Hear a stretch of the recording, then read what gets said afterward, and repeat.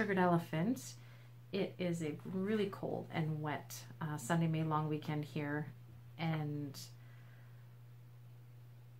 I've kind of had to change all my plans for working in the garden, working outside, which I knew was going to happen because I don't think for as long as I've lived, there has never been a May long weekend where it hasn't rained.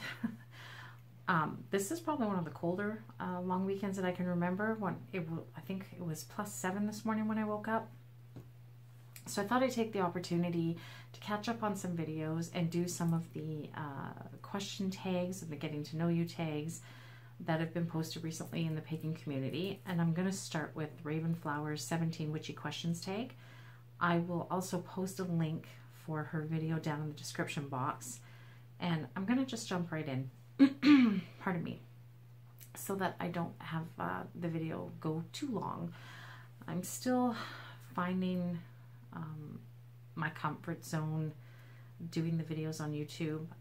Yes, I used to stream before on Ustream, but I was never in front of the camera, and I do find that I found that some of my previous videos are maybe a little bit too long. I don't know. If I'm watching a favorite YouTuber, I don't mind if it's a long video, but I think it depends what the topic is really for other people. So I'm going to try to get through this as quickly as possible because I do have a couple of other videos I have to do. So I'm just going to go ahead and jump right in. And I believe this was posted I think it was a couple of days ago. I think Ravenflower posted this 2-3 days ago. So I will post again, I'll post the link down in the description box, and I'm going to go ahead and start with question number 1. When times get tough, do you fight or take flight? For me, that depends on the situation. Really, I found that as I've gotten older, my temper has waned. I've become a lot more of a, I don't give a shit and I don't have time for that kind of person.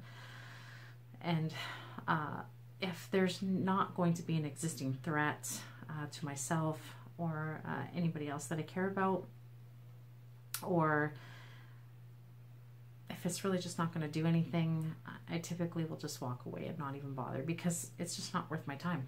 It's not worth it to get all upset and angry over, and most of the time that's what the other person wants anyway. As an example, if I were driving down the street or if I came across somebody beating an animal, a dog, I wouldn't even have to think about it. I would step in that situation. Like I said, if there's any threat to myself or my loved ones, I mean, that's not to say that I don't get into heated arguments and debates ever, because I'd be lying if I said that I didn't. However, I try to avoid it if it's pointless. So question number 2, is there a certain color that you connect with?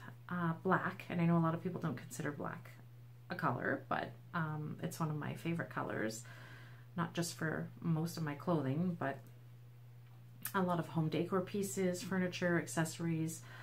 And another color that I probably say for the last couple of years, one of my favorite colors has been like a kind of aquamarine, maybe aqua blue, kind of like the blue behind me. And I don't know if you can see over the corner there. I have those colors kind of accessorized all throughout my house. So I'm really, really liking those colors. Question number 3. What is your sun, moon, and rising? So my sun is Scorpio, my moon is Libra, and my rising is Aquarius. Pardon me. And you know what? It makes perfect sense. For those of you that know me, it makes perfect sense. Question number 4. Something you would change if you could, with yourself, the world, or magically. For me, with myself, it would be a physical change, and that has to do with just my health, my overall health. I've had some issues these past few months. Oops, Sorry, just knocked my camera over. I've had some issues these past few months, so I would definitely change that. And I am, you know, on a bit of a weight loss journey. And that's probably about it. For my, like with myself. With the world, well, you know, what wouldn't you change with the world? And magically, just that I would like to spend more time on my practice. I wish I could just find an extra 12 hours in a day and then I could squeeze absolutely everything in. Question number 5. Are you passing down your knowledge to the next generation? If so, in what way? I'm going to say yes, just because I'm recording what I do. My book of shadows, I keep journals, these videos, and you know, there's quite a bit of involvement with family and friends. I mean, you walk in my house and you just can't miss what it is that I do in my practice. So I think that if somebody wants it later on, whether it be my boys or their kids or theirs, I'm hoping that this stuff will be left for them. Question number 6, ancestor connection, who's coming through?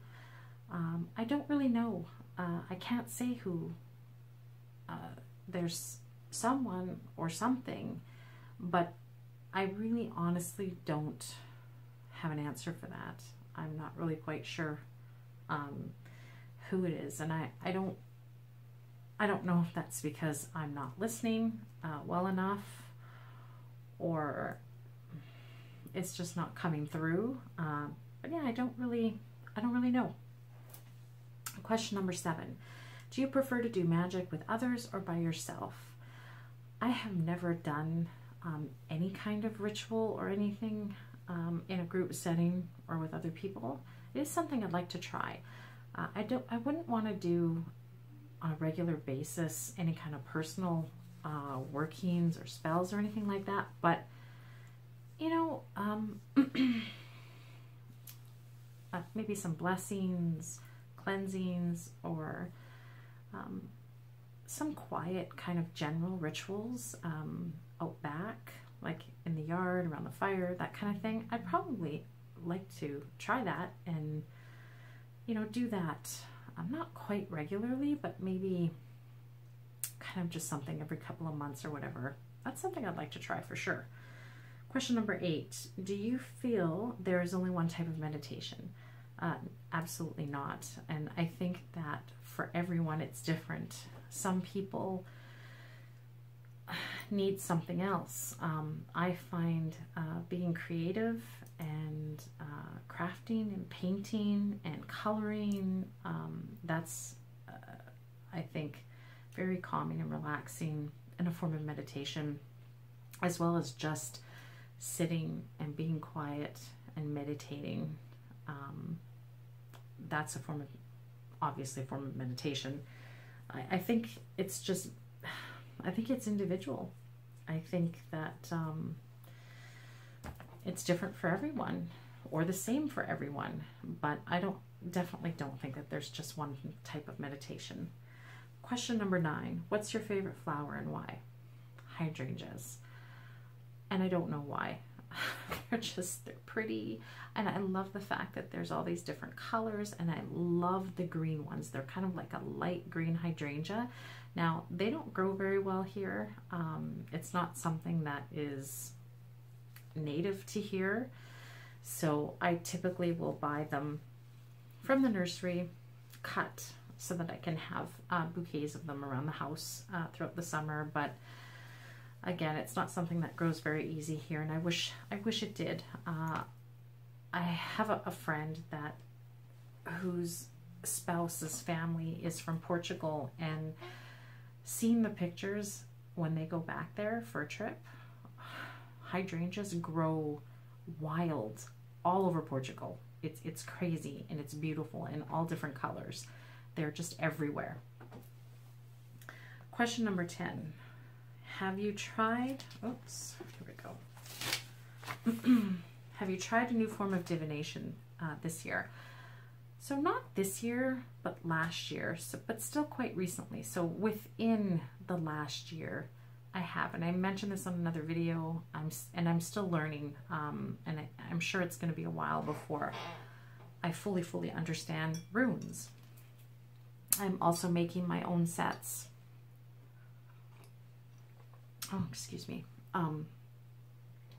Making my own sets of runes, so that's something very new, and I'm finding it really exciting and really interesting, and I feel that I connect more with that than I do tarot, which makes me sad, but at the same time, I'm not going to give up on trying tarot.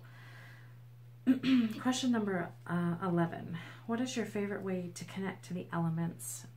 It's being outside, being out in my garden, being out in the back, right through that window. Absolutely love it, and I can't wait for summer.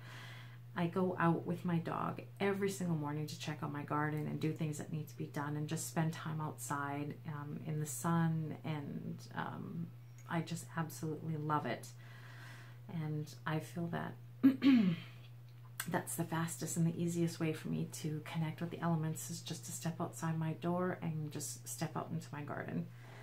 Question number 12, tea or coffee? Definitely tea. I'm not a coffee drinker. I've never been a coffee drinker. I don't mind the odd cappuccino or frappuccino, like the odd flavored one, but other than that, yeah, it's just straight up tea. Question 13, do you come from a witchy family? Do you feel that bloodline is important, or does it matter? No, I do not come from a witchy family, and I don't think that bloodline's important, but if you do come from a line of witches, then of course you benefit from the knowledge. I mean, if you're close with your family, you benefit from the knowledge that's being passed down to you, and you have that support, and I think that would be kind of fantastic. Awesome, really, to grow up in that kind of environment. But I don't think that if you don't, that doesn't mean that you're not just as good you know, at your practice as somebody who does. I think it's great if you can you know, turn to your elders, your mother, your grandmother, aunts, anything, you know, uncles, anybody like that. If you can turn to somebody close that you trust and learn from them, I think that's absolutely fantastic, but I don't think it really matters. Question 14. List 3 of your favorite YouTube channels. That's impossible. I have so many favorite YouTube channels, like so many that I couldn't list just 3. Ember Honey Raven, Magnolia Soul. I know that, and Lovely Mrs. Pendragon, I know in those 3 videos, or those 3 YouTube channels post new videos, I get super excited, but there's so many. I kind of get excited when anybody that I follow posts a video.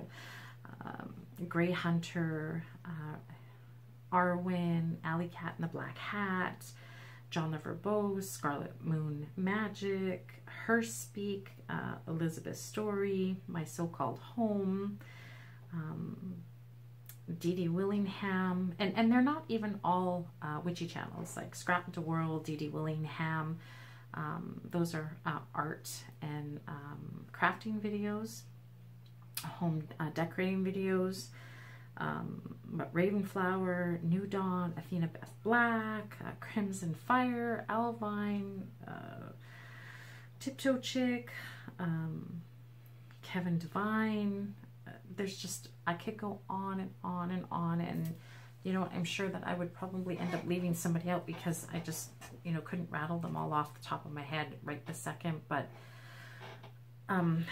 so many favorites. Question 15, what is your favorite witchy book? Now, when I looked at this question, I couldn't pick one. I really honestly couldn't pick one. I love you know, the Cunningham books, and especially the herbal books. And I have this other book, and I should have grabbed it. I was going to grab it. And it's called Life Magic. And I can't remember who it's by, but it is a very compact book that's really easy to read. And it's just kind of, it's nice. It's a little book, you know, that I could slip in my handbag, and it's just a nice little book to have. But I really, honestly, there's so many favorite books that I have that I could never, I couldn't just pick one. Question 16, an herb you haven't worked with yet. I haven't worked with mandrake, and I would love to. Question 17, what are your goals for next year? Pretty much the same goals I had for this year. Overall well-being for my health and balance. I want to be able to find that place where I can balance and fit everything that I want to do in and not feel overwhelmed. And I want to stop procrastinating, because I'm like the biggest procrastinator ever. That's one of the qualities that I absolutely cannot stand about myself is the procrastination. So that's something that I'd like to work towards. So that is it. That's the 17 witchy questions tag from Ravenflower. And again, I'm going to post the link for her video down in the description box. And yeah, you should go and check out her original video, or the video where the tags start, where she starts the tag, and give it a try. Thanks for watching. Bye.